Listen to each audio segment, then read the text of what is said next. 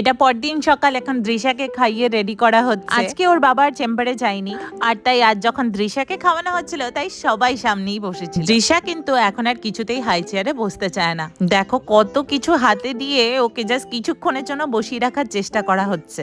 আর এটা কিন্তু একদিনের সিন না, এটা রোজকার সিন।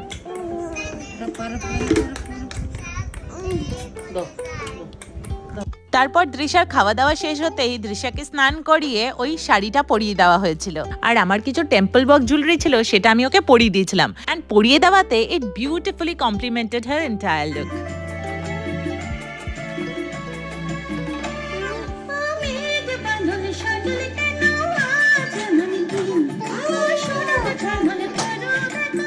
দৃশার সব কিছু ঠিক আছে, কিন্তু ও মাথায় কখনোই কিছু পড়তে চায় না। ওর কাছে একটা মারাঠি নোজ পিনও ছিল, কিন্তু সেটা ওকে পরিয়ে দেওয়াতে কিন্তু ও কান্নাকাটি আরম্ভ করে। তাই ওটা ইমিডিয়েটলি খুলে নেওয়া হয়।